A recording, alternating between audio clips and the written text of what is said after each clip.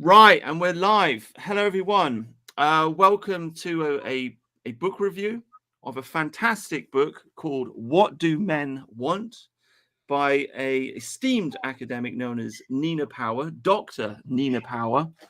And she's been very gracious and she's come on the channel to talk to me about her book. So welcome to the channel, Nina. Thank you, Alfred the Invincible. Right, thank you. So, I guess so. I read your book, very good, enjoyed it. You covered a lot of different subject matters that's going on in the sexual war, that's the endless war between the genders that's going on today. I felt, I could say a lot of things, but I felt that the book, I felt like you touched on all the problems, but didn't ultimately offer a solution. I mean, do you have, what is your final solution to the gender war, to the problems that we face today? I wouldn't use the phrase final solution. What would I use the phrase gender war? Exactly. I think the book is a sort of gently Christian humanist book in many ways. And I suppose one of the things it's trying to say is that we already have existing positive relationships, i.e., like with fathers and brothers and with each other and friends and partners and so on, and that any kind of optimistic vision, which I am committed to, and I do think that men and women are compatible in their difference, must start from the reality of where we are, right? So it's not some kind of utopian project about, oh, in the future men and women will be like this, right? No, Yeah. no, that leads to very dangerous thinking. I think we're coming out of this period in which men in particular have been portrayed in very, very sort of ontologically evil ways. They've been very demonized. They've become a sort of scapegoat.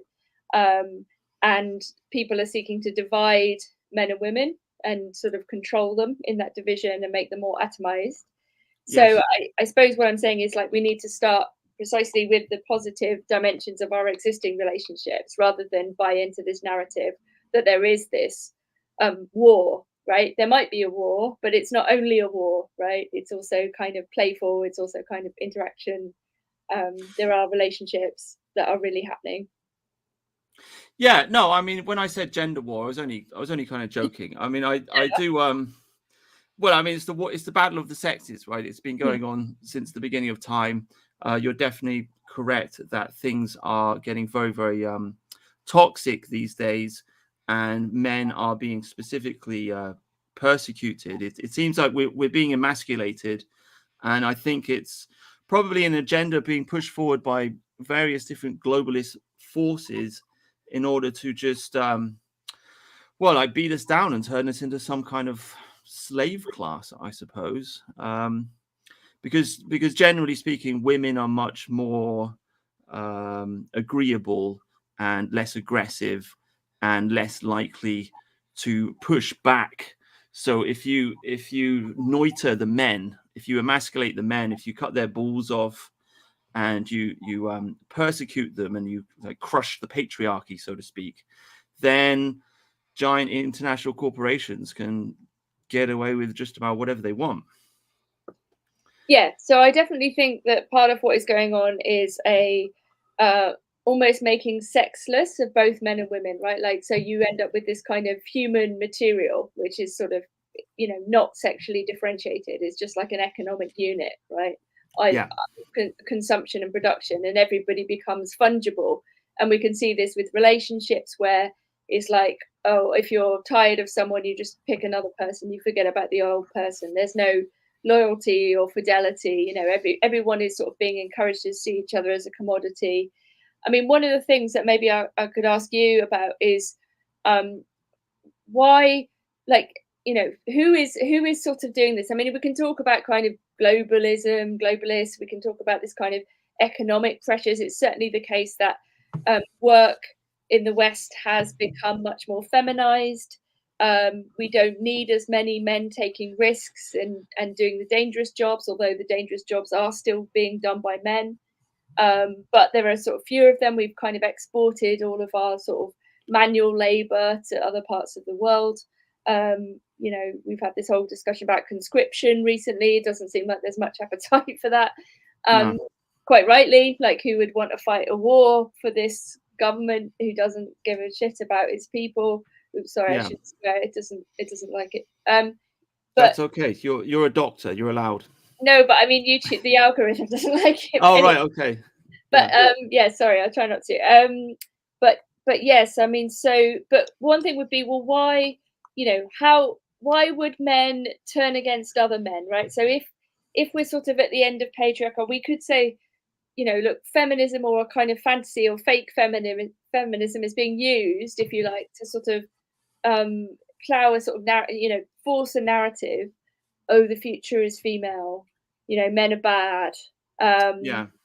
But who is really doing this? Because it isn't actually women, right? Like, let's be clear. Women do not like weak men, particularly. It's not really in our interest.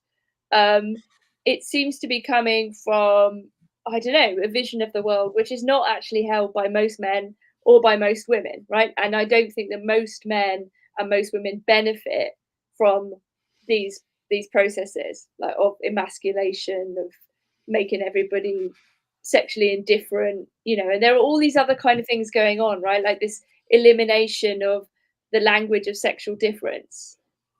It's Right. like, oh, well, anyone could be a man, anyone could be a woman, you know. Well, I think the ultimate enemy of of mankind and of our country is the feminist man, essentially. I mean, you could blame it on, the international tax collectors that you're not allowed to talk about. You could blame it on secret societies. You could blame it on I don't know, homosexuals or various different groups. But at the very end of the day, it's the it is the straight white feminist man who essentially has just completely destroyed Western civilization, in my opinion. Mm, And he's done this by, well, I know we disagree on this, but he's done this by giving women the vote, putting them into the workplace and empowering them, instead of protecting them. And I guess, I mean, you could go all the way back in history. I mean, feminism really started with Plato, doesn't it? I think in the Republic he talks about having female warriors, which is completely insane. So it has a long history. But I mean, you could go back and look at Mary Wollstonecraft, right? The famous mother of modern day feminism. She has a daughter out of wedlock, or I can't remember. Anyway, so it's a long, convoluted story. But anyway, Mary Shelley is her daughter, who runs off with Percy Shelley, right? This famous poet, right? This famous degenerate poet. And he was a feminist. Why was he a feminist? Because he wanted to have sex with her outside of wedlock. He didn't want to marry her. He wanted to use her for his own enjoyment. And so he promoted this idea to her, oh, you're free. You're free, and you're a powerful, strong, independent woman. And he did it so he could get into her knickers. And that is essentially, I think, I mean, there's a lot of reasons that feminist men behave in the way that they do, but that's definitely one of the reasons. yeah, I understand the story you're telling. I wouldn't quite put it in the same way, but because I think that the use of feminism is opportunistic. Because ultimately, I think this kind of caddish behaviour that you're describing, which definitely has been encouraged, and women have been encouraged to embrace it too, even though it goes against what they actually want and what actually suits them. So what I would say is something like feminism, or a version of feminism, is being kind of mobilized in order to suit a particular kind of man, which is the cad. And I think Right. the sexual revolution basically is ultimately like the revolution of the cad. Yes. It's the man who doesn't want responsibility. And this is not all men. I think that men do want responsibility. They want a role. They want to be in a relationship with a woman and have children. That's what most men want. And I think we've all been like dominated by this fantasy that the best thing to be is sexually liberated and sleep with a lot of people and not have any responsibility, right? So, Yes. and that message has also been sold to women. When I was growing up, it was like Sex in the City. Oh, this idea of glamorous, metropolitan sluttishness and consumerism was the thing that was being pushed, and that women should be more like men, but not like a good man. Women should be more like this sort of bad man, and it was Yes. kind of, I talk about it in the book as the equality of the worst. You know, that oh yeah, you get to be equal, but it's sort of equal with the worst possible modes of behavior. Like that's what you get. Yeah, I think it's a tricky one because it's hard as a man to dislike the playboy, even though, Mm, as you say, the playboy is obviously he is a feminist. He encourages women to have sex outside of marriage. He doesn't want to settle down, but nonetheless, I mean, every man admires James Bond, right? He's the mm. archetype of the feminine of the playboy, which is something, by the way, I'm kind of proud of because I am obviously an English man, and it's it makes me happy to see that here in the 21st century, the world's essential number one sex symbol is still a straight white English man, which is kind of fantastic. So I mean, it's difficult. It's very difficult to dislike the rogue, isn't it? It's very difficult. Like if when I don't know what ladies talk about when they get together, but when men get together, they share stories like, oh, I slept with this girl or I slept and blah, and guys like to brag about who they've had sex with, and it's very difficult to slut shame a man, right? Mm. So it's a tricky question, but yeah, you are right. Feminism is pushed forward by these like Percy Shelley kind of James Bond type people, and the sexual revolution has been pushed forward by these people so that they can, get access to young women without having to marry them, essentially. Yeah. Yeah, but you're right. I mean, I think you introduced something really important, which is something I kind of overlook, I suppose, which is that the rogue or the cad is an attractive figure. Like, but I think that the point about the Sean Connerys of the world, and I hope you've seen Zardos, amazing film, but where he's wearing like a little tiny leather thong. I've heard of it. I haven't seen it. Oh, you Yeah. must, you must. It's an amazing kind of strange fancy. My friend Anthony Galissa has just written a short book about Zardos, and anyway, All right.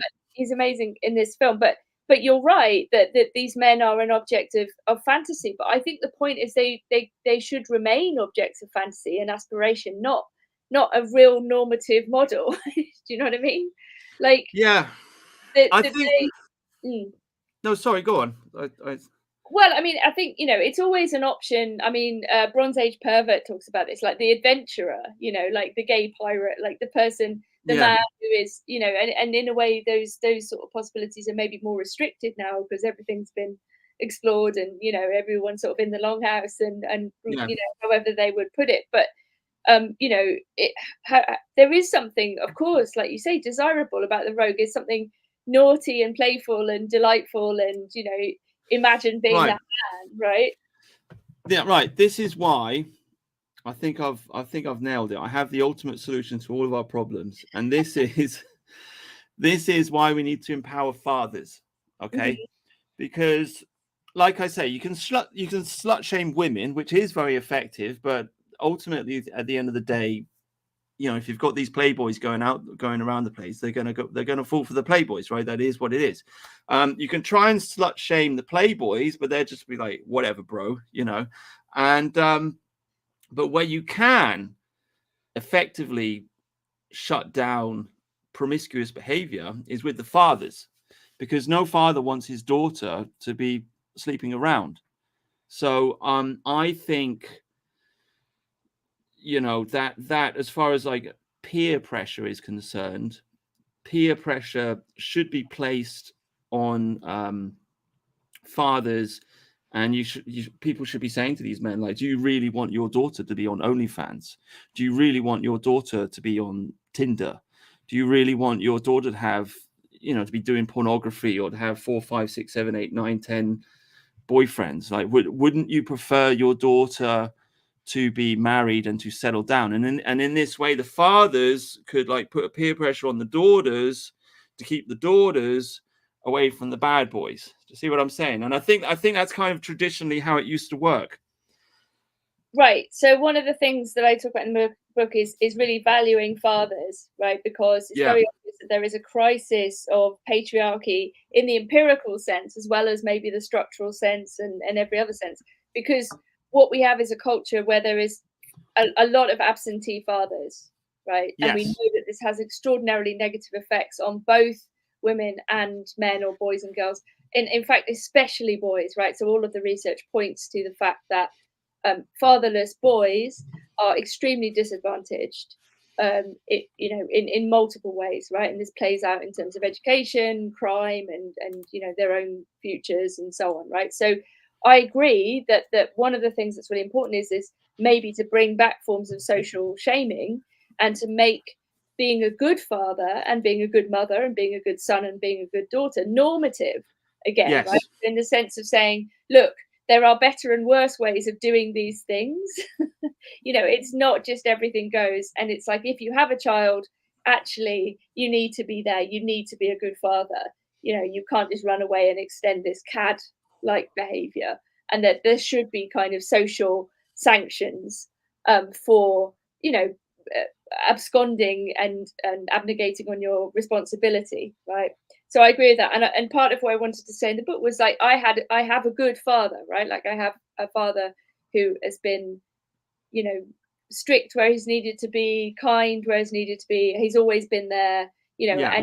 and I think that everybody should have that opportunity where possible. Of course, there will always be human tragedy, there will always be loss, there will always be situations which are difficult. But the ideal situation for children should be to have both parents, and to have a father and a mother who are present, and good enough.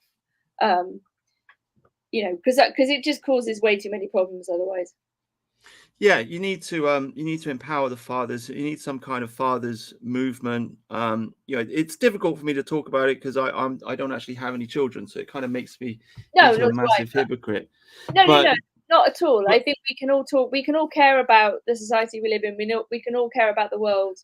Do you know what I mean? Like, we can have things to say about. yeah, no, yeah, but I am, like, as a man, I am increasingly just utterly exhausted with what the manosphere has turned into, because the manosphere used to be an interesting place where men would go to talk about women and talk about making money and talk about various different things. um and there used to be like a lot of interesting blogs. It used to be very psychological because it has its roots in like the pickup artist movement, so there's a lot of like, how do you hold a frame and how do you hold yourself, and it's transformed into this very like glarish kind of just Andrew Tate Playboy defense squad, where you've got Rollo Tomasi, the father of the manosphere. He's just hanging out in Las Vegas with a bunch of strippers and hookers, and you've got this Fresh and Fit podcast and this whatever podcast, and what they're saying is totally hypocritical, because on the one hand, they love to ask all these young women like, oh, what's your body count? How many guys have you slept with? And blah, blah, blah, blah, blah. And then they'll turn straight back round and then they'll encourage men to sleep with as many women as they possibly can, right? And it's like, well, what?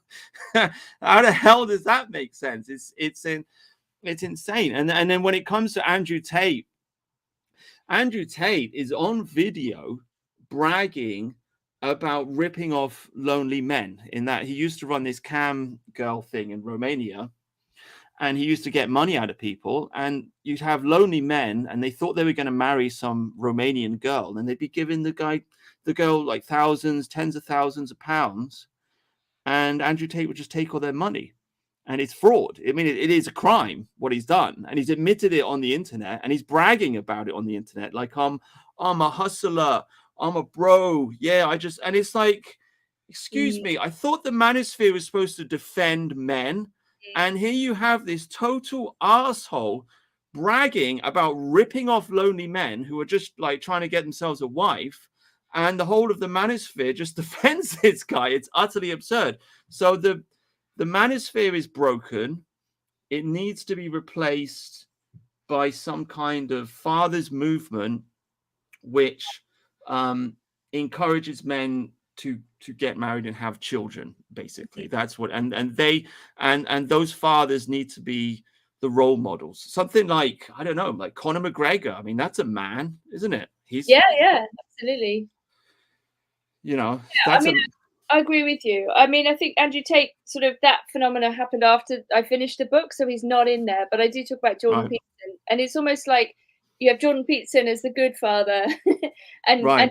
is the bad father, and he, we know that his own father abandoned him, and and in a way, because there are several possibilities for all of us, right? Like we could be on our own, we could be with someone else, or we could be with lots of other people, right? So let's say like being single, being monogamous, and being polygamous, right? So Andrew Tate represents the cad polygamist. I mean, he claims to be Muslim, but he doesn't seem to be particularly religious or spiritual. Wow. In Yeah. any case, his image of like is the bad father, right? It's the father who sleeps with all the women or pretends to or claims to, whilst, as you say, ripping off men and then bragging about it. I mean, I don't know to what extent his being in the world is a kind of persona. Do you know what I mean? Like he almost seems like he's kind of acting a role, but in a Well, yeah, I mean that's the thing. Like, I defended him in the past because I thought, well, I mean, I never trusted him. I never thought him to be a serious person. But I thought, well, he's funny, and some of the stuff he says is on point. And he was telling people not to take the vaccine. He was against the lockdown. So I thought, well, it's a net good. But then he's ripping guys off, and it's fraud. And it's like, well, okay. I mean, there's one thing to go around saying I'm a hustler. There's another thing to just commit a crime and mug people off for tens of thousands of pounds. Lonely men. This is a direct attack on masculinity, and he's getting celebrated by Tucker Carlson and Alex Jones and all these other people. So it's oh my, yeah, it's not very good. It's a terrible terrible role model. But the thing is, like, and Rollo Tomasi talks about this, but the thing is that because there really just aren't any great masculine role models for young men to look up to these days, you've got this massive void. And so in walks Andrew Tate, and he's just like, yeah, look at me and my cars and my muscles and my girls. And so all young teenage boys are just like, yes, I want that, right? And so I don't know, man. Like if I had a son, I would rather my son listen to Andrew Tate than what's that guy called that writes for The Guardian? Owen Jones, God, what a horrible choice that is. Yes. Yeah, it is. Yeah. But it's like if you put a gun to my head, I'd pick Andrew Tate, right? And that's why he's popular. Sure, and I think also he's symptomatic of a kind of set of taboos. So it's almost like, well, because we can't talk about these things, oh, but he is, he becomes immediately desirable and transgressive and so on. And yeah, I think that's also part of his appeal. And of course, teenagers are always attracted by what is deemed to be forbidden. But yeah, I mean, it's a sorry sign, isn't it, that he's able to get so much traction. I mean, I think in terms of the kind of alleged exploitation that you're talking about in fraud, I think the internet is still in its gold rush phase, and of course there are going to be people who are opportunistically using otherwise positive projects. Yeah, it's of course, and who can you trust? Probably not people on the internet, but yeah, I mean, like I say, I obviously got a bit of a bee in my bonnet for him because, like I said, I used to follow the old manosphere, and I always hoped that it would like grow into something good, and it just didn't, and it's a disappointment for me. It really is, and then like you just mentioned, you got this guy. He converts to Islam, and it's like, hang on a minute, you're from Luton. Right, you're from England, and you know about Pakistani grooming gangs. You know what's been going on in this country, and then all of a sudden you think it's a good idea to convert to that religion. Like, oh yeah, that's the masculine religion I want. The religion that's just been raping schoolgirls up and down the country. It's because he's attracted to the idea of having multiple women. It's that aspect. Yeah. That attracts him, because these are the options, right? Either you're single, you're monogamous, or you're polygamous. And that kind of man, you know, like we live in the CAD era, right? So you could see how someone could repurpose Islam to make it into the CAD religion. I mean, this is like, I mean, I'm not saying that's what Islam is, by the way. And I mean, but this is one of the things that's taken up by Michel Houellebecq in Submission, right? I don't know if you've read this novel. No. But it's really interesting. I mean, he basically looks at, well, it's a speculative novel about France becoming Muslim, right? So there's a kind of Islamic takeover of France. And right, that's not a speculative novel. That's happening. no, sure, but I mean, at the level of like the native French population also become Muslim. Yeah, and yeah. it's the way in which Islam is made compatible with a kind of French libertinism. That's what's one of the, you know, brilliant things in the book. You know, how right. can you use these two things that seem opposed to each other? And it's through this question of desire and polygamy.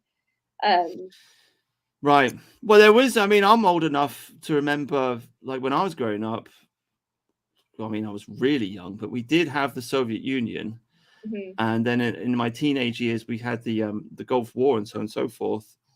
And there was this shift from being fearful of the Soviet Union to being worried about Islam. Mm-hmm. And before then, Islam wasn't a problem. And, you know, the Middle East used to be like a mysterious, exotic place with like flying carpets and belly dances and, you know, all this kind of stuff. It wasn't like the threat that it is now. But against Rushdie, I mean, the initial one that plays, that's already happening a long time before War on Terror, Axis of Evil stuff. Yeah, that was late 80s, early 90s, was it? I think 88 somewhere, something like that. Right, yeah, I would have been very young. But yeah, I do remember, the Satanic Verses. And I mean, obviously, Islam's been the enemy of Western civilization for a long time. But I mean, it's sometimes it's very fanatical, and then sometimes it's less fanatical. And yeah, I mean, there was a period in the 60s where people, you know, they used to go to Afghanistan to smoke weed and hang out, you know, and it was cool, it was all right. But then all of a sudden, this Wahhabism came in, and they just clicked, you know, a switch flicked in their brain, and they went back to the radical stuff. So yeah, it's a shame, but I wouldn't want to see France conquered by Islam. Or this country. Thank you very much. It's not the solution to our problems. No, but I suppose when we're talking, you know, relating it back to the question of masculinity, it's sort of one option of male desire, right? Like that's what I'm saying. Like that's the kind of connection. Yeah. But yeah, I mean, I know what you mean about the manosphere a bit, but I think, look, at a certain point, if you're a young man and you're reading this stuff and you're, you know, the pickup artist stuff goes through all these different revolutions and permutations, and you end up with like Chateau Heartiste, and it becomes very complex. Actually, you know, it's not just this basic game stuff with accessories and you know, but ultimately, like, what is the point of the game, right? Is it to have as many women as possible, or is it to find a woman and settle down with her and have a family, right? So at a certain point, a large number of your constituency, if you're a manosphere influencer, is going to exit, right? Especially the pickup bit, at least, right? So, and then you've got, you know, in the book, I talk about MGTOW and NoFap and these various kind of phenomena. Yeah. You know, they're all sort of, you know, part of this constellation of the manosphere. And part of that is a refusal, right, on the part of some men to engage in the abhorrent dating world and to refuse to kind of pay for dates and things like that and withdraw from that whole economy. And, you know, it's very understandable as a kind of mode of separatism. You know, various women, very small numbers of women tried that in the 70s with various feminist and lesbian separatist movements. Right, yeah. You know, and I tried to sort of do a comparison to see what the similarities might be there. And, you know, NoFap is very interesting as a refusal of the dominance of the pornographic culture. And these groups of men are like really demonized. Like the demonization of NoFap, I think in particular, is really worth noting, because basically it's like saying you can't refuse your position in the pornographic world. Like you must be a masturbator for the state, you know, for this. It's like, what? you know, Yeah. and they're sort of calling on these men who are like, actually, no, I want to take 30 days off. I want to not participate. You know, they're sort of saying, well, you're a Nazi then, you know, and it's completely insane. It's like, if you, you know, if you don't participate in the pornographic egregore, you must be Hitler. I mean, it's just, Well, I mean, again, it's a testosterone question because, you know, like we were saying at the beginning, the globalists, they want to keep men down. So they beat us down with all kinds of laws, and then they get men to masturbate essentially. And if you masturbate, you're squirting your testosterone out, and then that's it. You are a shadow of your former self essentially. And if you do no fap, even after 7 days, you just end up getting like aggressive. You know, your entire mindset and the way you interact with the world and the way you talk to other people and everything. You just I don't know. It's just hard to describe, but right. all of a sudden you're much more aggressive. And the powers that be know this. That's why they want men to masturbate. I mean, if they wanted us to have sex, they'd be I mean, they've got all the money in the world. They could easily develop, I don't know, some kind of mass prostitution ring or something like that. You know, like a McDonald's brothel in every town or something like this. If it was just about getting people to have sex outside of marriage or something, but they don't want that. They want to have incels Mm. jerking off to OnlyFans essentially. Yeah, I mean, it sounds conspiratorial, but I don't think you're wrong, and because you know we know that libido is a very powerful force, and if you can control people's libido and have power over their desire, I mean, like Giordano Bruno talks about this like hundreds of years ago. I mean, this is what magic is basically. If you can manipulate people's desire, then you essentially own them. And I think if you generate not just this kind of weakness, but also how to put it, like senses of shame, right? Like, so a lot of people quite correctly feel ashamed of watching pornography, and especially if they get kind of addicted to it, you end up walking around the world with this sense of shame, and you're kind of not able to do anything. You're certainly not able to organize against the government. You know, you're just basically in this perpetual little cloud of Right. self-hatred. You know, and yeah, it does seem intentional. Yeah, although I will say I'm not in favor of censoring pornography. I never have been. I don't think porn is the problem.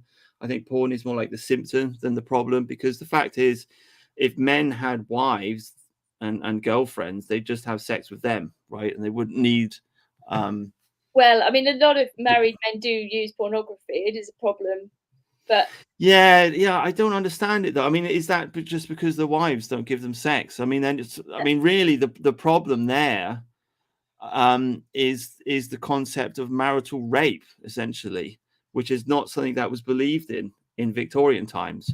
But if you know, if you're, I mean, I don't know, we're going into kind of a dark territory here. But I mean, if you're in a relationship and the woman just doesn't give you sex, it's like, well, I don't know, that is such an insult. It's like she's just cut your balls off, right? And so your well, wife has just totally emasculated you, I think in and so reality, these kind of negotiations are much more subtle and complex. I'm not denying that yeah, people, both men and women, can withhold sex or affection, and you know, I mean, there's a question of what sex is for as well. I mean, you know, ideally, in the kind of sort of archetypal Christian situation, your relationship is sanctified. You're married in the, you know, the sight of God and with witnesses, and that sex is directed towards reproduction. It doesn't mean that you can't have sex for pleasure or for bonding, but it's within that framework, right?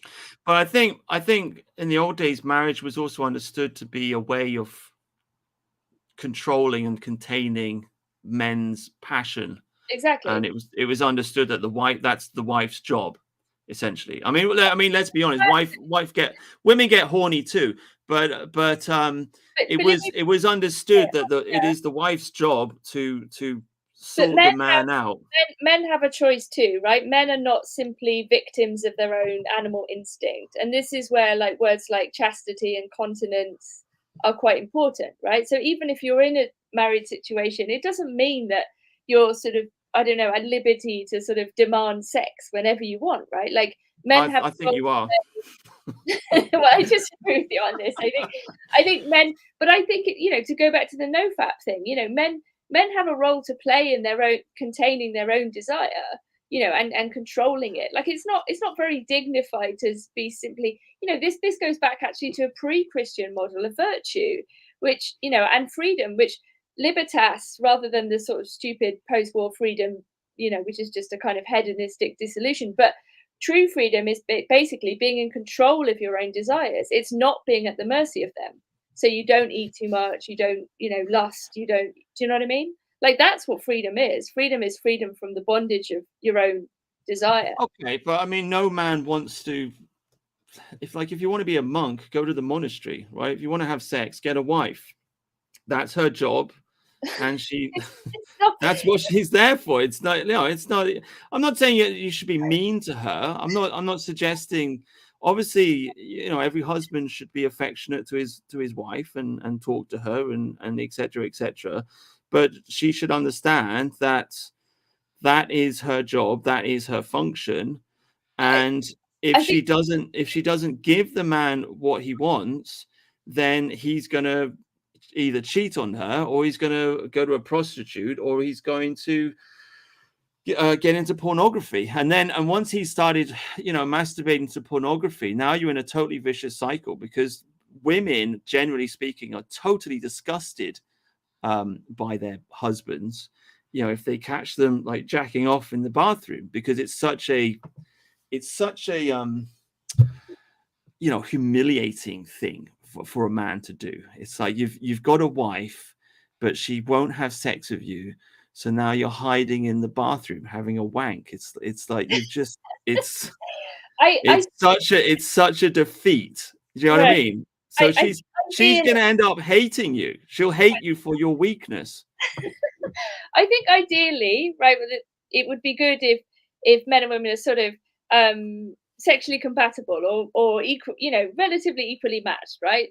Then you're never going to find someone who always wants to have sex with you at the same time as you. Do you know what I mean? And I think there are many other reasons to be married, right? It's I think like sex is wildly overplayed in our culture. Like, you know, people want someone interesting to talk to, they want someone to have dinner with, they want to have someone to have kids with, you know, of course that involves sex, but sex is not the telos of marriage, right?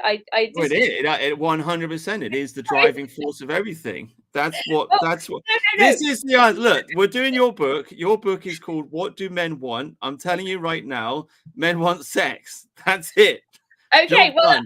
I include that in the list, right? So It's not. It's not. It is the list. There's only one thing on the list. okay, but I don't disagree that desire, understanding libido, and you know, we've discussed the political control of libido.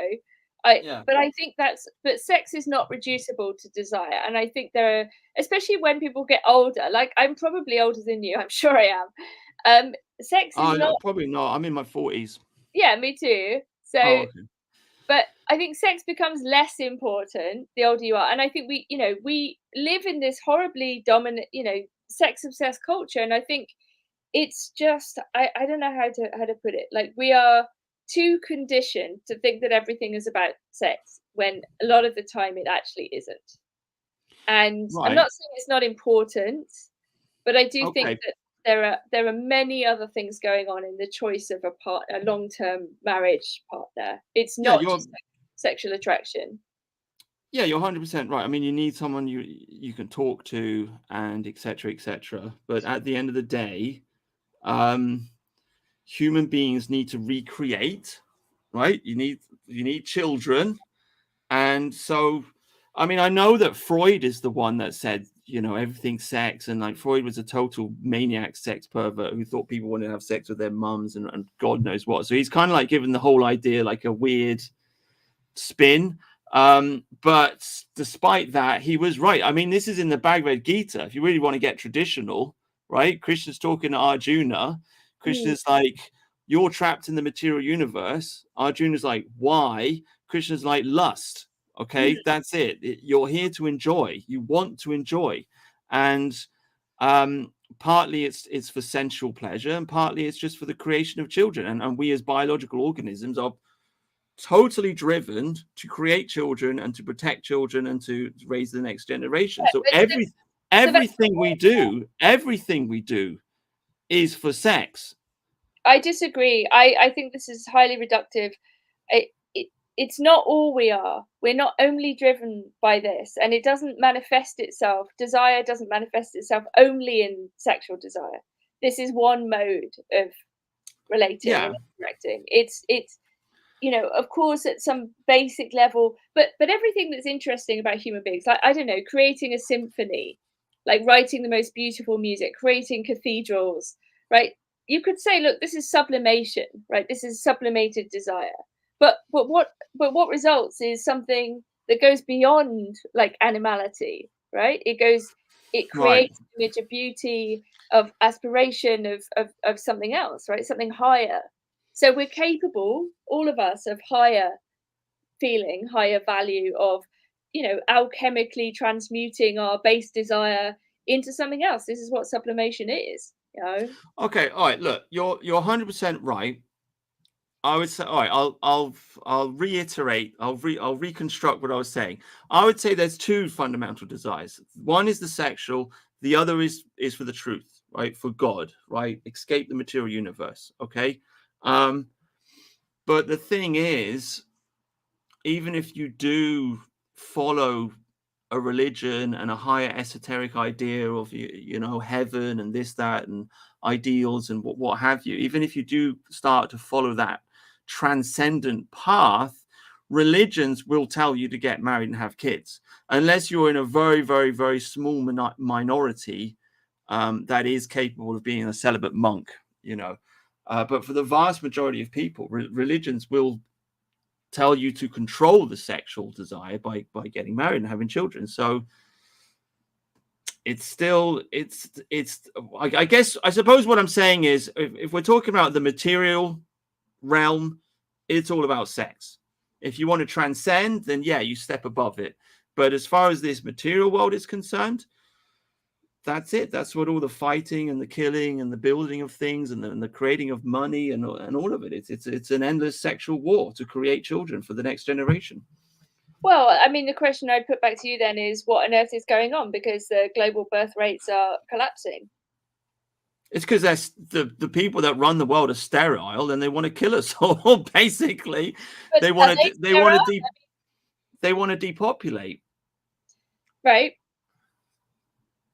Okay, all right. I'll put it back to you, right? Thomas Malthus. You know who Thomas Malthus is, right? The guy who wrote Principles of Population after the French Revolution, like 1897. No, sorry, 1797, something like this.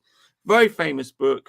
He's the first guy that talked about the population bomb and there's too many people and blah, blah, blah, blah, right? Everybody demonizes him as a bad person. I read his book. I thought it was brilliant. Absolutely brilliant. Spot on. He basically says population is either going to be controlled by misery or vice. Misery means war, famine, plague, etc., etc. Vice means homosexuality or sterile sex, contraception, abortion, etc., etc. Right? The globalists appear to be promoting vice. They're promoting vice to control the population. That's what they're doing. That's what's happening. So that's the answer to your question. Vice. Right. So I don't disagree with that. But then surely the way to fight back would be to encourage people to have families and to live in a healthy way and so on, and treat each other with respect. And I'm 100%. That's what we need to do. Not to buy into this kind of miserable atomized view of the world. And 100%. That's why we need to get rid of marital rape. And then, come on. I mean, look, a true gentleman, a man who is worthy of respect, not only from his wife and children, but from his fellow men and women and, his community, would not be someone who would violently force his wife to have sex against her wishes. Like, seriously. Well, it depends what you mean. But obviously, look, to clarify before I get in trouble or something, I'm obviously not in favor of men beating up their wives or hurting them or anything like this, or raping them in any kind of brutal way. Obviously, that's very bad. But nonetheless, I don't know, how can I express it without getting thrown in jail? I mean, what can I say? Like, men are physically larger than women. Okay, men are larger and men are stronger. And if you got a wife, and if she's like, no, I'm not going to give you sex, you have to just stand up to her and say, yes, you are. It's your job. Give me what I want. And then, I'm not saying like beat her up. I'm not in favor of like, breaking her face open or whatever, but I'm just saying, like, you have to dominate. You have to like push her against the wall and like, no, this is your fucking job, woman. I think give me what I want. This is not how seduction, or encouraging someone works. It absolutely is. It absolutely is. I mean, people aren't allowed to talk about it on the internet because you get in trouble. But I mean, but if you go on the old manosphere forums, and I mean, like, there's a reason why people say no means yes. But there's a reason, because it's exciting for the girl. She says no, and by saying no, she gets you wound up, right? And then it's like there's a barrier to entry, and all of a sudden it's not just boring Saturday night sex with your husband. No, it's like, no, he's fucking pissed, right? And it's gonna be more exciting. And that's what women do. That's why women wind up men. That's why women do shit tests on men and they challenge them. Look at young girls, right? Young children, like a 10-year-old girl, she'll throw a temper tantrum. Why? Because it's one way of getting daddy to give her some attention, and you could say that's a bit toxic or what. Well, I mean, it is what it is. So I mean, sorry, as far as I understand the shit test, it's also about like seeing if a man is able to like provide for you and not fly into a rage and not be a dick. Do you know what I mean? I'm not saying a rage. I'm not saying a rage. It's not just about sex, is what I mean. Like, it's kind of like I had a girlfriend once, right? And we're walking down the street, right? And I wanted to go in one direction, and she wanted to go in the other direction. I'm like, we're going down, and she's like, no, and we had to, and I just walked off, and then she followed me, right? And then later on that evening, she just told me, she's like, yeah, I was just testing you. It's sure. She didn't actually want to walk in the other direction. She just wanted me to ignore her and tell her, no, we're going this way, because it gave her a little thrill, a little rush, because women like being dominated. In a similar way, wives, they're not giving sex to their men. It's a test, and and when the man accepts it, she will be disgusted by that man 100%. She will just look at him and just like, oh, what is this pathetic slug of a husband I have? Like, he can't even get me to give him that basic thing, and that's it. And then your marriage is dead and it's sexless. And then next thing you know, the husband's having a wank in the fucking bathroom like a fucking loser, right? Having it, and then she's even more disgusted. And so now she's on fucking Tinder or Facebook or whatever, having an affair with somebody else. And then they get divorced, and she gets the house and everything, right? And then the guys, and that's it. That is it. Okay, I would say in reality, one does not have a relationship with women just as women do not have a relationship with men, right? If you're in a relationship and it's serious and you're married, you're in a relationship with a specific person, right? Who's in a relationship with you. And nobody ultimately likes being treated as a means to an end. And I think even where there are disparities in desire or who wants to do what, and yes, people test each other. I think men test women as well, to be honest. They test them in terms of their loyalty, whether they are really truly sexually faithful to them as well. They'll make jokes about jealousy and rivalry. And I think there's a lot of stuff going on, and it's not all men against all women in every moment. You know what I mean? It's like everyone comes to an arrangement with the person they're with if they're serious about maintaining the relationship. Yeah, absolutely. But I mean, this is the thing. This is why all these playboys on the manosphere, to a certain extent, they do like have the upper hand when it comes to questions like this. Because if I was talking to Rollo Tomasi or Andrew Tate right now, they would 100% agree with everything that I'm saying. Mm-hmm. That's why people listen to them, because they understand the dark, kind of seductive, kind of they understand the psychology. Sure. It's just they twist it and they turn it into a Playboy thing when it shouldn't be. You need to have the dark psychological understanding of what actually attracts women and use it for good instead of darkness. But anyway, at the end of the day, like Rollo Tomasi, he says you can't negotiate desire, and he's 100% right. She has to desire you, and if your wife does not desire you, your marriage is dead. Your marriage is dead. And in order for her to desire you, she has to be slightly afraid of you. I Just think a little bit. Another way of putting it, let me put it in a more positive way, because I think there's a way of putting a similar thing that doesn't make it so dark, right? It's obviously true that the vast majority of women are less strong than the vast majority of men. So invariably, a relationship between a man and a woman, the man is going to be stronger than the woman, right? Yeah. And will have this capacity. Let's say you're walking down the street and your wife is like whatever attack. I don't know. Some random person tries to attack her, right? Yeah. Your wife is obviously going to want you to try to protect her if that's possible in that scenario, right? And there is a kind of implicit. I mentioned this in the book, and Penguin were very unhappy with this line, and they wanted me to take it out, and I didn't take it out because this is my version of what you said, which is that basically part of the compact or the contract that women have with men is that I'm with you, man, this particular man, and part of your sort of care and protection of me is that you will protect me from other men, hypothetically, and in reality, if that comes to pass, right? So there is a recognition of a strength differential and also a capacity to care. And women care in all kinds of other ways, by the way. They're just not capable of this form of protection, right? Generally, they're not physically strong enough. And or fast enough or whatever. So they're just not able to do that. That doesn't mean that they don't care and protect men in different ways, like comforting and all kinds of things actually. So the implicit idea is, if you want to get really down to it, would be, I know that you can kill me, right?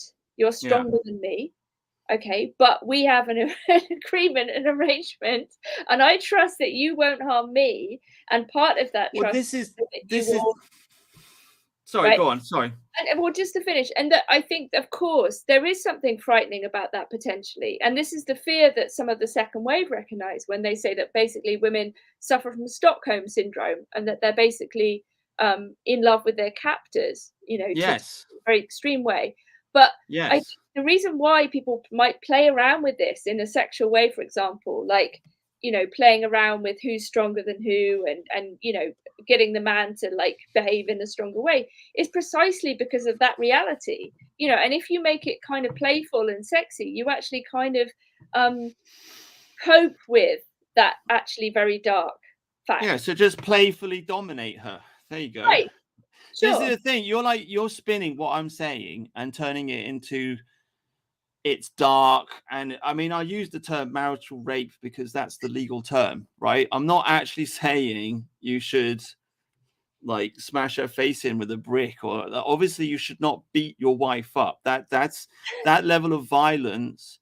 If you have to resort to that level of violence with your wife, you've got a problem, right? Because you shouldn't have to. But you're not in control of the situation. You're not in control of the situation. So I have to make it really. I have to make it really clear. I'm not talking here about violent rape. What I am saying is that the law should be on men's side, so that men can dominate their wives. So that then, when their wife is getting stroppy and saying the man is able to take control. And women, ultimately, at the end of the day, this is what they crave. This is what they desire. This is why women, they've got they read, what's it called, flipping 50 Shades of Grey, right? The world's most popular mummy porn. It's all about like not all getting women. tied up and getting whipped. I mean, there have been studies of women, when most women don't watch pornography, but when they do, they're generally looking at like girls getting tied up and raped and all kinds of like sadistic stuff. So there is a, I you know, think women obviously have rape fantasies as well. So there is an instinct within ladies. They want to be taken, right, by the beasts. They want to be kidnapped by you know, Conan the Barbarian. They want it. That's what they want. And when their husband is not able to do that to them because they're scared of, you know, oh no, if I do this to her, she'll divorce me, take the kids, take the house, and maybe I'll get thrown in jail for rape, right? So when you've legally castrated the men, then the men are no longer able to behave in a masculine way, and so they don't behave in a masculine way, and then the women hate them for it. The women are disgusted by that, because women are disgusted by weak men. I think there's a whole range of behavior which would not fall into this category, but would do what it is I think you're saying is necessary. Like I say, I just think there are so many other aspects of a marriage. You know, like my parents are now almost 80, right? I don't think they have a lot of sex. They might do occasionally. I think they did for quite a long time. Honestly, they're both quite fit. Right. But and that's great. I'm very happy for them. But you know, there are many parts and periods of life in which sex is not your primary concern, and it is great that they are companions. Do you know what I mean? Like they've been married for like 55 years, which is insane and amazing, right? And they're first and foremost like companions. They do everything together, and they're like Well, very. sure. You're 100% right. When you get old, people don't have sex as much, and the marriage will turn into a friendship. I mean, this is fine and this is good, and you know, you have lots of sex when you're young. You create a whole bunch of babies, and then when you get older, you don't have so much sex, but you look after the family. I mean, that's the natural course of things. But what I'm talking about is when you're young, because I'm just being straight barefaced honest with you, and I'm just telling you what men want. Okay, men want someone that they can have sex with whenever they want. That's what they want. Well, I mean, I Like think that, we're seeing like the sex doll industry, you know, like booming. a PlayStation. Okay, my Yeah. PlayStation does not argue with me when I want to play a video game, right? I just press the button and off we go. And men, when it comes to sexual desire, men are objective. Like there's a certain, you know, the brain changes, and you're no longer looking at a person, a human being.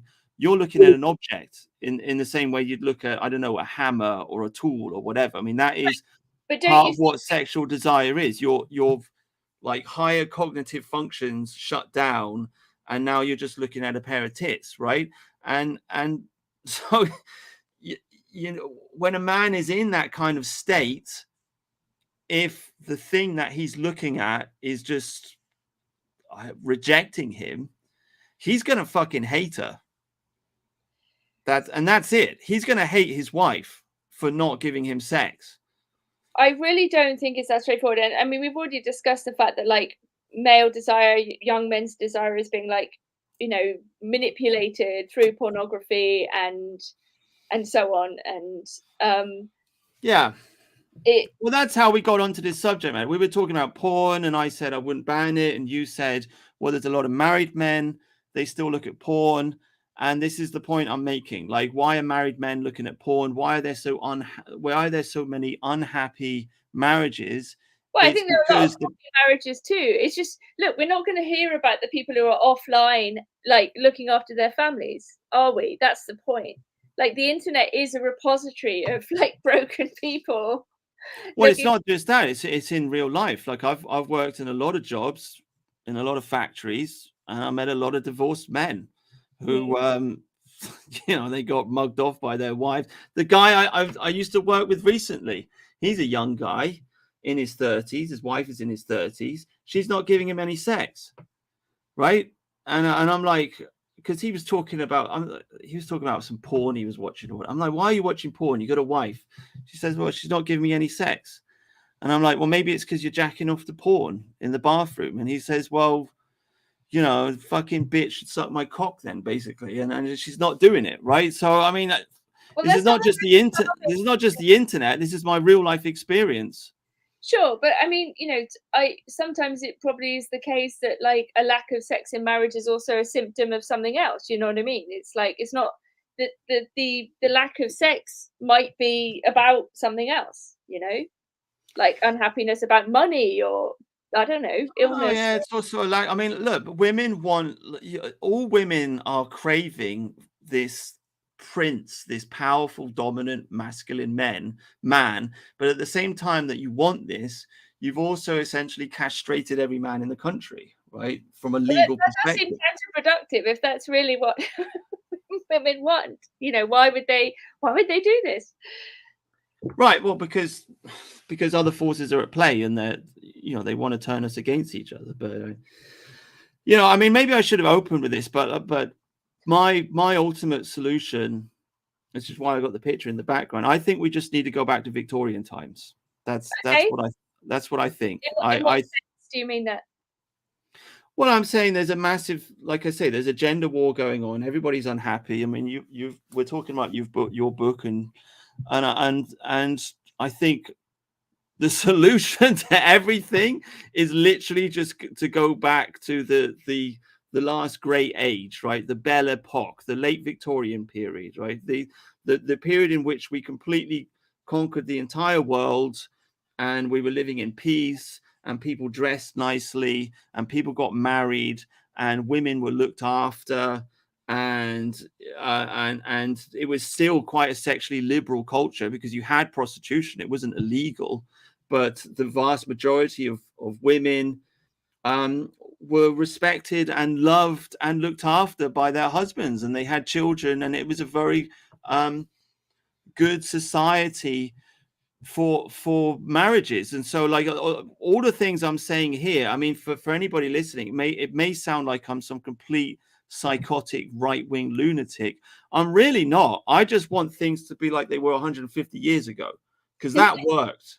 You know, Right. that worked. Okay, but my question, when people always do this, and I know, I mean, it's very tempting to think about like particular periods and particular earlier formations. It's like, well, why did they go wrong? You know, what happened? If it was working and so We good, gave women the vote. well, why do that then? I mean, you know, like why give up? Why did men give up their power? Because of the Fabian Society, because of male feminists who thought it would be a good idea, because they Well, had. okay. Let me ask you a serious question then. How do good men or strong men or men who want this image of the world, Victorian or otherwise, Yeah. stop? Because women can't stop those men, right? We don't have power over who you're calling feminist men, but men do. Why don't men like take action against these kind of men? I never understand this. Like what goes wrong? What do you mean? Why don't we like destroy the feminist men? Yeah, why don't you stop them? Why don't we get organized? Well, I'm trying. I mean, that's why I'm doing this book. I'm trying. I keep getting my YouTube channel shut down. You know, it's like small steps. I can't even show my face on the screen because I get thrown in prison for hate speech. You know, so it's yeah. I mean, yeah, sure. No. Okay, I don't. I mean, that's very, very funny and awful at the same time. And but what I suppose what I mean is like, how do I put this? You know, I like, why do strong men allow weak men power? Like, I just don't get this, because it's not women doing it. Like, we don't have that power in the first place. We might be mobilized, we might be manipulable, we might be, you know, the feminist discourse might be being opportunistically used by these men, but ultimately it's not us driving this. Well, it's sympathy and it's mercy. It's our good instincts being turned against us. That's Right. that's the fall of Western civilization. It's because other cultures, they wouldn't fall for this kind of thing. This, you know, the whole, oh, I'm a victim, feel sorry for me, like nagging. Like the Chinese wouldn't tolerate it, the Africans wouldn't tolerate it, you know, but white men especially they're soft. They are soft-hearted. And so when people come up to them and they're like, oh, I've been a victim, please protect me, they go, oh, right. And you know, and oh, look, it's a refugee, or we have to protect them. And that's how that's how our civilization gets destroyed, essentially, Right, by lack of but tough love. on the specific point of like the cad or the man who Yeah, wants to, why I don't understand why like the good man would, I don't know, like allow that to prevail, and not just prevail, dominate, right? Let's say allow the playboys to prevail. yeah. Well, like I said, you can't slut shame men. It just doesn't work, because they'll just be like, yeah, whatever, mate, piss off. This is why you have to bring back the patriarchy, and you have to take the vote away from women, and you have to put fathers in charge of their daughters. I mean, this is what you have to get fathers to get husbands for their Right, but daughters. men have to do this, right? Like Men have to do this. Yes. like women can't do this for men. Women no, they can't. The men, you have. That's what I'm saying. That's why I said you need a fathers movement where, I mean, like, for practical purposes, because you can't just revert back to this straight away. But let's say a practical thing that could be done right now would be to encourage middle-class men to stop sending their daughters to university. Okay, because they're going to go to university, they're going to have sex with a whole bunch of guys, they're going to get indoctrinated by Marxist ideology, and they're going to get a debt of 10, 20, 30,000 pounds, which is totally unnecessary. So so we need to start a movement. This is something basic and practical that could be done. You tell fathers, don't send your daughter to university, encourage your daughter to stay at home, and encourage her to find a husband. Okay. And this is not me being against women getting educated. I think it's fantastic that women read books and so on and so forth. Wonderful. Very good. But you don't need to go to university to read a book, right?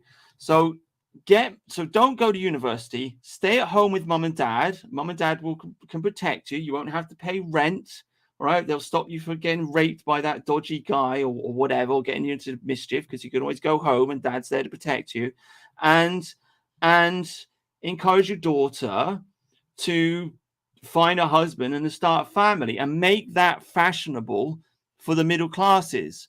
Right. I mean, firstly, because the working classes, they don't go to university anyway, they don't have any money. But secondly, the middle classes are going to be the only kind of people that listen to that kind of rhetoric, and destroy, crush, annihilate this whole idea that it's a good idea to send fertile young women to university to get pumped and dumped and get £30,000 worth of student debt, because that's just going to stop them from getting married. Right. Okay. Two things. I mean, I think that far fewer people should go to university. I think it's just a kind of corrupt debt-making machine, and it's bad for everybody. I worked at a university for a long time, right? So I know what I'm talking about. When the fees came in, it radically changed things. It was no longer about pursuit of knowledge and excellence. It's just a fucking horrible machine, basically, for generating debt and keeping young people out of the workforce is the other thing it was doing. So yes, I think about 5 to 10% of people should go to university. It's only about that percentage of the population that's kind of able to do higher level critical thinking anyway. The rest are just, like you say, going to be indoctrinated. Yes. So but the second real problem, right? Even if I agree with you again, I wouldn't exactly agree with the way you're framing it. But let's say we have that situation, and far fewer people are going to university, and it's only the best people, the most able, and people are encouraged to marry young. You've still got the problem of male income, right? There aren't enough good jobs for young men to be able to be providers. So we used to have this model of like the man, he has to get a job first. He has to be able to demonstrate that he's able to provide for the woman, right? Yeah, no, 100%. I mean, that's why you need a multifaceted approach. So first of all, stop women going to university, make that a thing, a meme. And then I'm in favor of a women's strike. Okay, so you could even frame it in like Marxist terms, right? A women's strike, make the men work for us and we'll stay at home, right? And then make that popular with the middle classes, because there's a lot of women, they don't actually have to work. but they feel like they should because of some feminist instinct. I mean, No, but a look, lot of the other way round. Like employers in the economy benefit from being able to pay everyone lower wages, right? So you can tell yeah, a sort of fake feminist story about how work will emancipate women, and what you're yeah, actually doing is eliminating the family wage, right? And you're saying, oh no, actually, you both have to work now because yeah, neither of you are earning enough on your own, and the man's wage won't cover a family, right? yeah, So 100%. I mean, this is already going on. You've got the whole yeah, trad wife meme on the internet. A lot of people are complaining about it. They say it's fake or whatever. Whatever. Who cares if it's fake? It's good. All right. It's good that the idea of the stay-at-home housewife is becoming popular again. So you make that fashionable again, basically, and you push people in that direction. And if you get the women out of the workplace, then men will have better jobs, right? And well, I mean, you'd also have to totally reform the economy. You'd have to stop low wage immigration. You'd have to yeah. basically put us back on a sort of re-enchanted sovereign footing in which we make most of our own food and our own Well, stuff. I mean, the thing is, like, when it comes to like the immigrants, they're taking working class jobs. That's an attack on the Right, working class. And I think if you're going to fix the feminist thing, you have to fix it with the middle classes. right. So, So I mean, it would have to be part of an entire new vision or a it revision. would, but working class women have always worked, you Yeah, see. And when we had the rise of the housewife in the late Victorian period, it was popular with middle class women first, and then the working class women, they were like, oh, they aspired for that essentially. right. But you I also mean, that's the whole story of the 19th century. People basically aspiring to become a gentleman, to like rise up. So you get the middle class women to be trad wives first because they're the only ones that can afford to do it anyway, and then the rest will follow essentially.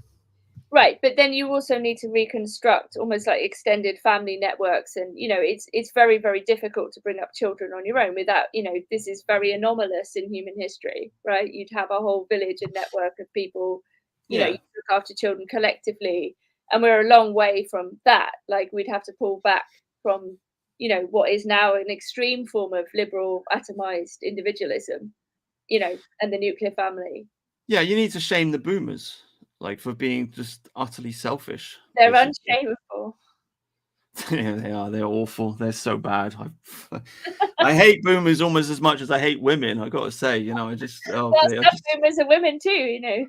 yeah, I know. But yeah, you have to I mean, there's that whole thing. I forget, like spending my kids' inheritance. They just Yeah. laugh about it, right? They are absolutely the worst group of people ever. Um, yeah, I don't know. Wait for them all to die, I suppose, and for Gen X to take over finally. But yeah, you're right. You need a family network. You need to rebuild the whole thing in a gradual, step by step manner, and you need a fathers movement. You need to discourage women from going to university. You need to encourage the trad wife meme in the middle classes, and then set that as an example because they're the only ones that can afford it, basically. Set that as an example, and the rest of society should kind of follow them. Basically, that's the hope, You've solved essentially. it. You've solved it. Yeah, and you need to I have. And then you need to like, obviously we can't go back to the Victorian age, but there needs, because the technology has changed and so the laws have changed, right? Because new technology means new laws, right? But there needs to be a nostalgia for that age and a recognition that what we had back then was good, and we kind of got to go back to that and make that a thing, because there are so many right-wing crazy people on the internet that are talking about just insane stuff like, I don't know, space marine rape gangs, and they're like, they want to go back to like some kind of barbarian Conan the Barbarian pagan age, or some kind of imaginary Christian age, or whatever. And it's like, okay, look, this is esoteric thinking. um it never happened, or even if it did happen, maybe it happened 1,000 years ago. Like, we're not going back to Roman times, right? We are not going back to the time of Germanic paganism. I mean, yes, it's nice to talk about that. Okay, fantastic. I wish I was a Viking too, killing people with an axe, but that's never going to happen. But what has happened in relatively recent history was the Victorian age, and it was good, and it did work. And those laws got passed through Parliament. It was not a fascism, okay? It was not Germanic fascism or Italian fascism. It wasn't some new esoteric. It wasn't Bolshevism. It wasn't some futuristic ideology. No, it was really solidly, squarely English, and we lived it. And we used to have those laws, and we know how those laws worked. So let's just go back. Like, can we just go back to that, please? Right? You know what I mean? You know what I mean? Because women like it. That's why I had this picture in the background. Because, like, ladies like yourself, I'm sure you're probably looking at these dresses and you're thinking, oh, isn't that lovely? Like the flowers, and it's pretty, right? We had a pretty society. Like, women actually, I mean, this is a whole new thing. I don't know if you've seen it on Twitter, but the guys on 4chan, they made this app where they take these thoughts, and like, it's an AI. Oh, and they put clothes on them. They put clothes on them. It's amazing. It is funny. Actually, I should look at that a bit more. Yeah. Yeah. So you have to encourage women to like wear dresses and stuff. Like I went to Lithuania once.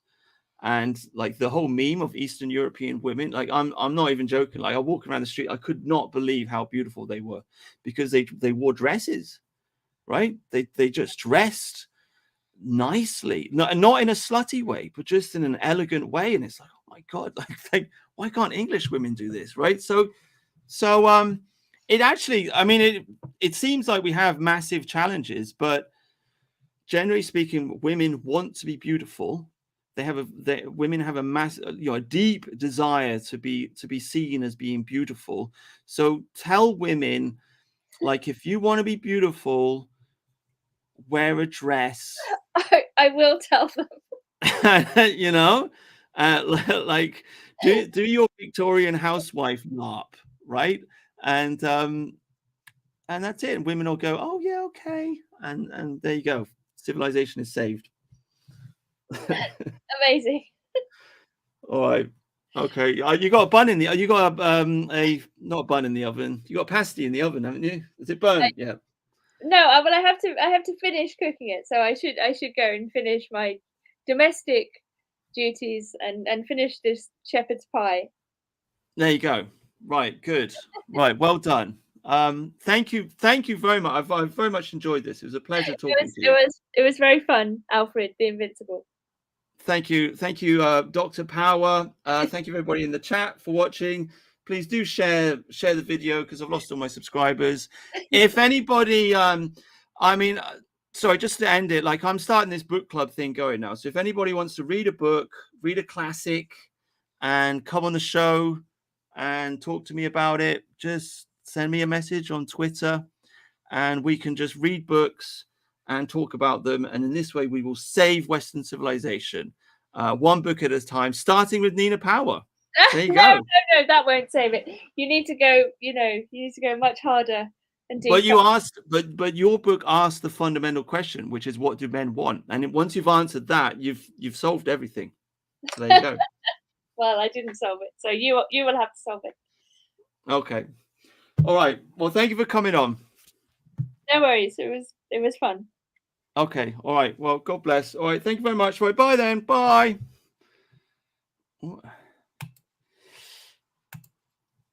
Oh.